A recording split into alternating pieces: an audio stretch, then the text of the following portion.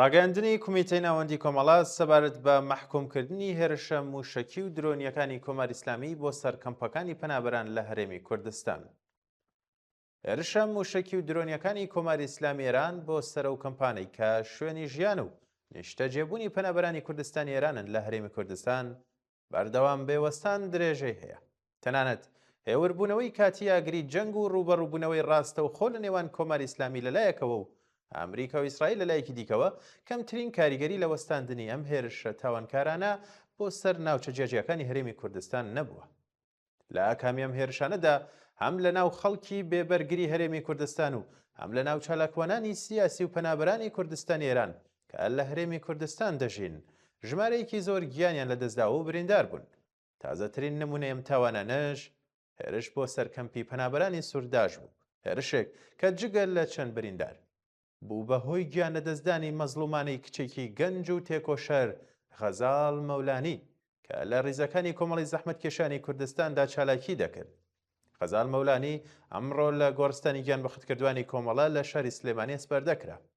هەروەک چەند جار جەختمان لەسەر کردوێتەوە ئەم هێرشانە بۆ سەر شارەکان، ماڵەکانی خەڵک، ناوەندەکانی کۆبوونەوەی مەدەنی و ئۆردوگاکانی پەنابەران تاوانێکی ئاشکرایە و هیچ پاساوێکی سیاسی سەربازی یا ئەمنی نییە.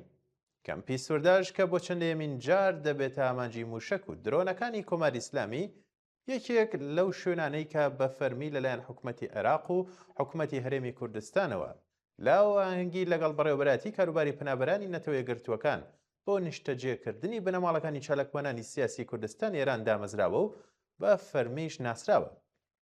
هێرش بۆ سەر شوێنێکی وەها دەست درێژێکی ڕاستە و خۆواگاهانەیە بۆ سەرگیان و ئاسایشی و پەناخوازانەی کە خۆیان لە چنگی سەرکوتە و ڕاونانی کۆماری ئیسلامی هەڵاوتون و لەم ناوچەیە بە شوێنی پەناو ئاسایشدا گەڕاون.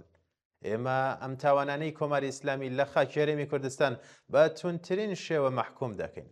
کۆمەڵە خۆی لە بەرامبەر ئاسایش و ئارامی خەڵکی هەرێمی کوردستان و بە تایبەتی لە بەرامبەر گیان و چارەنووسی پەنابەرانی سیاسی کوردستانی ئێران کە لەم ناوچەیە دەژین پابەند و بەرپرس دەزانێت. ئێمە بەڕوونی ڕایدەگەێنین کە ئەم جۆرە هێرشانە بۆ سەر هەرێمی کوردستان و بۆ سەر کەمپ و شوێنەکانی نیشتەجێبوونی پەنابەرانی سیاسی هیچ جۆرە پاسەوێکیان نییە و لە ڕوانگەیەمەوە بەتەوەنی جەنگی و پێشێلکردنی ئاشکرای مافەکانی مرۆڤایەتی پەناخواز و هاوڵاتیانی مەدەنی دادەنرێت و بە توندی مەحکومە. کمیتەی ناوەندی کۆمەڵە بە داخ و پەژارێکی زۆرەوە بە بۆنەی گیان لە دەستدانی مەزلومانی کچە گەنجێکی تێکۆشەر غەزاڵ مەولانی سەرخۆشی لە بنەماڵی داغداریە و ئازیزە لە هاوڕێیانی لە کۆمەڵی زەحمەتکێشانی کوردستان دەکات و ڕێز لە یادی دەگرێت. ئێمە بەردەوامین لەسەر لە قاودانی هەرچی زیاتری ئەم تاوانانە، بەرگری لە ئاسایش و مافەکانی پەنابەران و فراوانکردنی هاوپشتی لەگەڵ خەڵکی هەرێمی کوردستان و هەموو قوربانیانی سەرکوت و جەنگ لە ناوچەکەدا. هاوکات لە هەموو هێزە پێشکەوت و خواز و ئازادی خوازەکان دەخوازین لە بەرامبەر ئەم دەست درێژیانە بێدەنگ نەبن. کمیتەی ناوەندی کۆمەڵە ڕێکخراوی کوردستانی حیزبی کۆمۆنیستی ئێران 27 خاکە لێوەی 1405 هەتاوی.